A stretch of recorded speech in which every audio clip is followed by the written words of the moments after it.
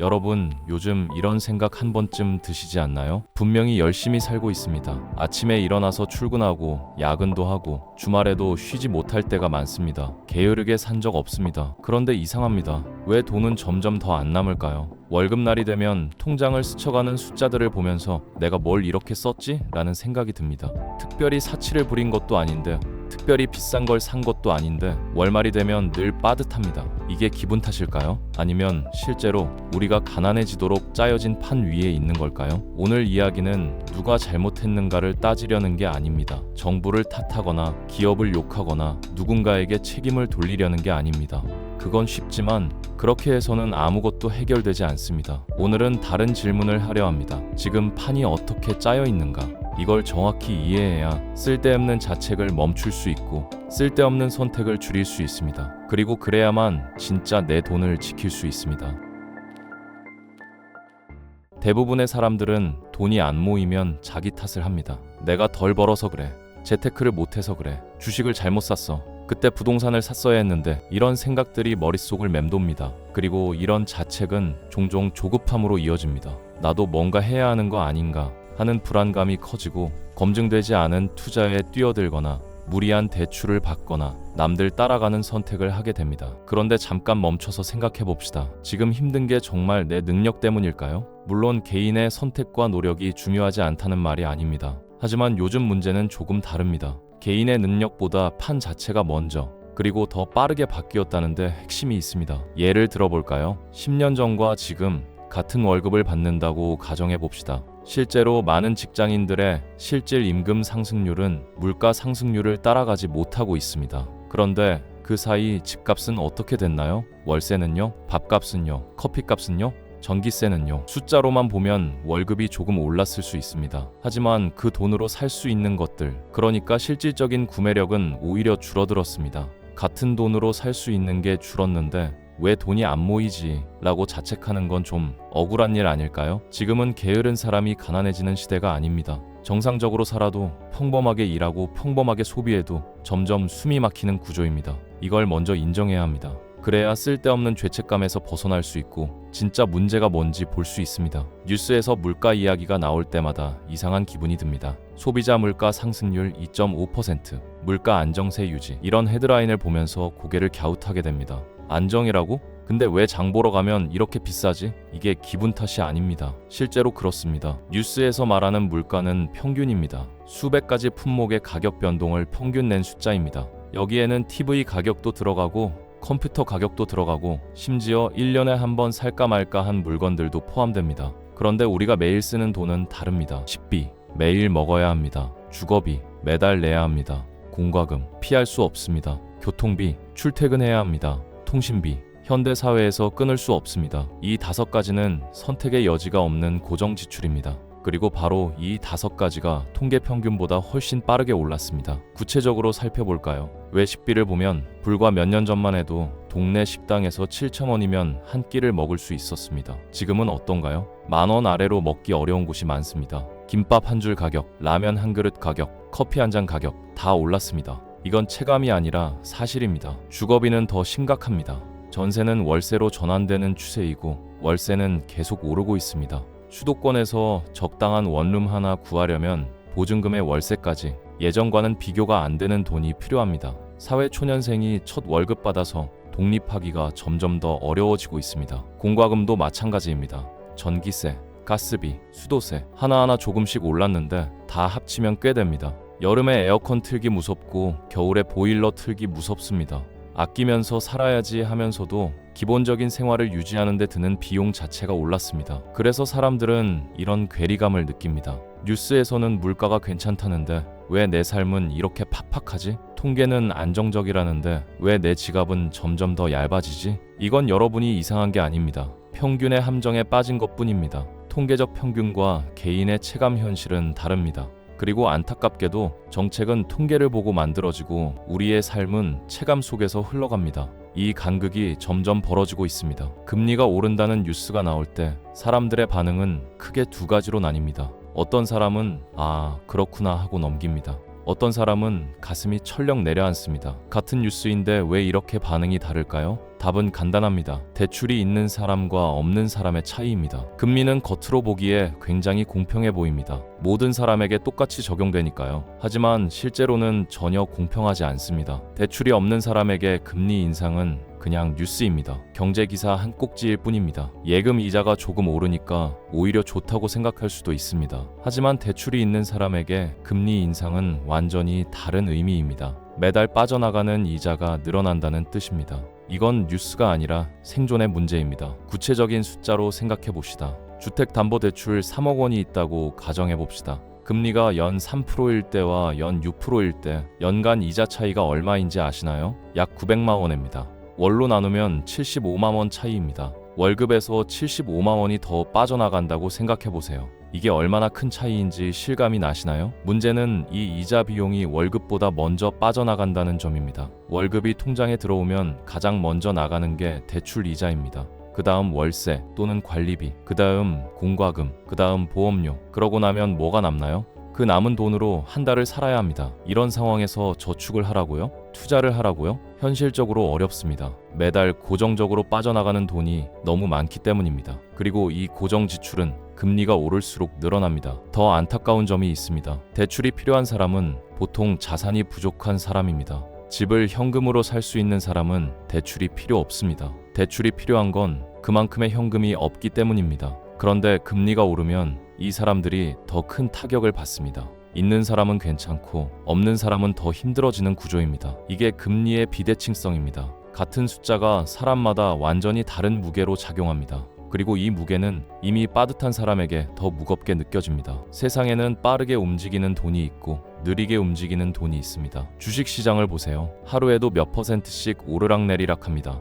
부동산 시장도 마찬가지입니다. 핫한 지역은 몇 달 만에 수천만 원, 수억 원이 오르기도 합니다. 기업의 이익도 빠르게 변합니다. 경기가 좋으면 이익이 급증하고 나쁘면 급감합니다. 그런데 월급은요? 월급은 느립니다. 아주 느립니다. 왜 그럴까요? 여러 가지 이유가 있습니다. 첫째, 연봉 협상의 구조입니다. 대부분의 회사에서 연봉 협상은 1년에 한 번입니다. 그것도 회사 사정에 따라 동결되기도 하고 올라도 몇 % 오르지 않습니다. 올해 실적이 안 좋아서 경제 상황이 불확실해서 이런 이유로 인상률이 낮아지는 경우가 많습니다. 둘째, 호봉제의 한계입니다. 공무원이나 공기업, 일부 대기업은 호봉제로 운영됩니다. 호봉제는 근속 연수에 따라 월급이 올라가는 구조인데 이 상승폭이 정해져 있습니다. 물가가 10% 올라도 호봉 인상률이 3%라면 실질적으로는 손해를 보는 겁니다. 셋째, 조직의 보수성입니다. 기업 입장에서 인건비는 고정 비용입니다. 한번 올리면 내리기 어렵습니다. 그래서 기업은 월급 인상에 보수적일 수밖에 없습니다.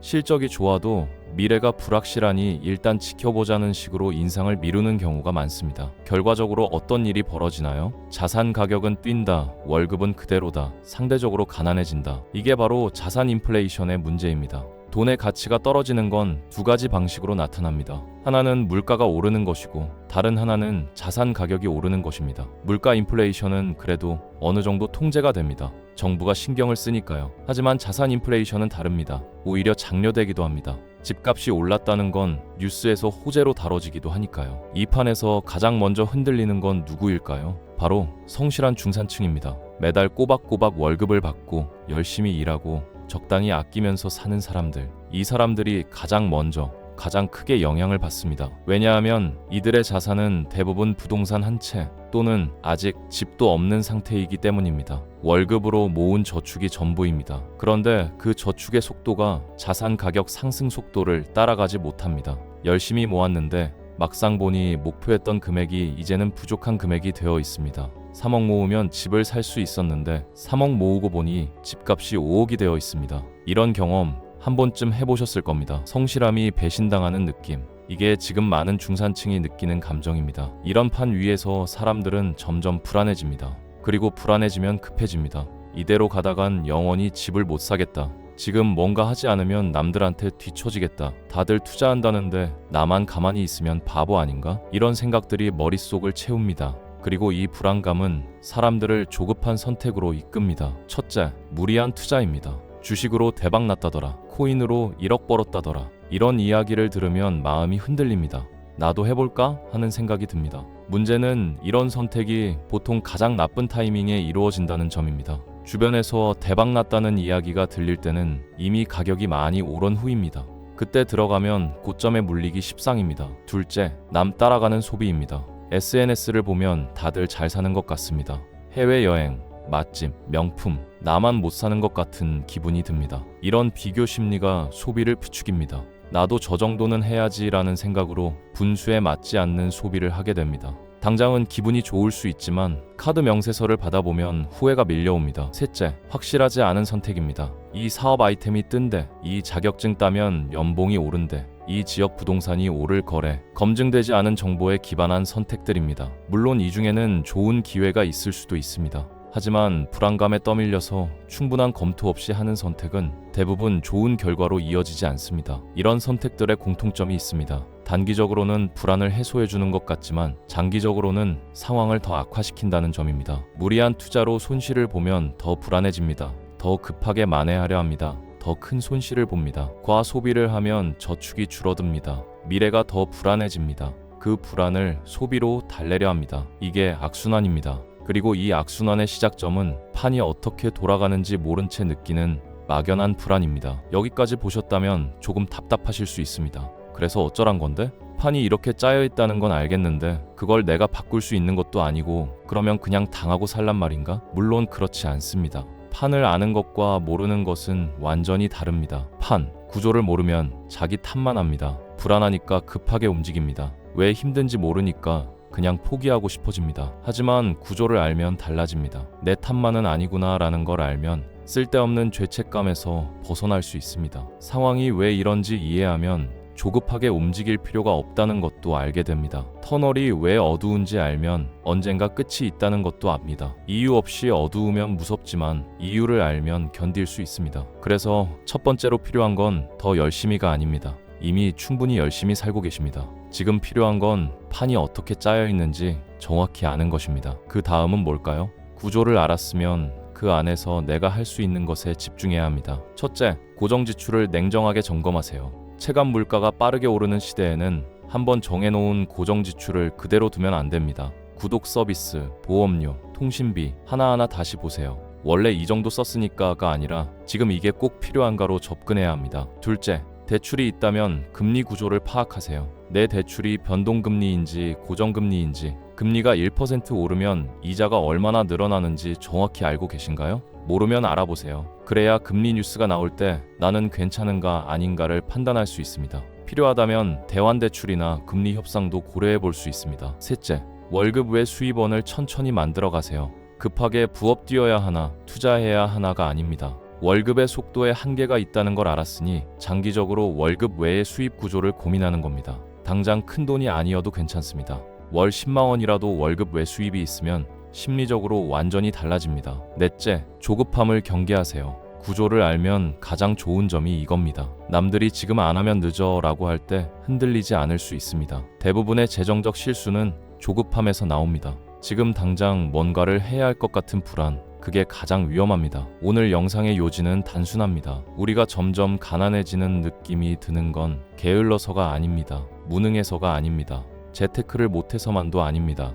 판이 그렇게 짜여 있기 때문입니다. 체감 물가는 통계보다 빠르게 오르고 있고 금리는 있는 사람보다 없는 사람에게 더 무겁게 작용하고 월급은 세상의 속도를 따라가지 못하고 있습니다. 이 세 가지가 겹치면서 평범하게 사는 것만으로도 점점 숨이 막히는 상황이 된 겁니다. 하지만 이 구조를 알면 쓸데없는 불안을 줄일 수 있습니다. 쓸데없는 선택도 줄일 수 있습니다. 그리고 그 구조조 위에서 내가 할 수 있는 것들에 집중할 수 있습니다. 고정 지출을 점검하고 금리 구조를 파악하고 천천히 월급 외 수입을 만들어가고 무엇보다 조급함을 경계하는 것, 거창한 게 아닙니다. 하지만 이게 지금 할 수 있는 가장 현실적인 대응입니다. 단호박 경제는 앞으로도 이런 이야기를 계속할 겁니다. 누구 탓이냐를 따지는 게 아니라 판이 어떻게 돌아가는가를 설명하고 그래서 뭘 할 수 있는가를 함께 고민하는 채널이 되겠습니다. 힘든 시기입니다. 하지만 알면 버틸 수 있고 버티면 기회가 옵니다. 포기하지 마시고 같이 공부합시다. 오늘 영상이 도움이 되셨다면 구독과 좋아요 부탁드립니다. 다음 영상에서 또 뵙겠습니다.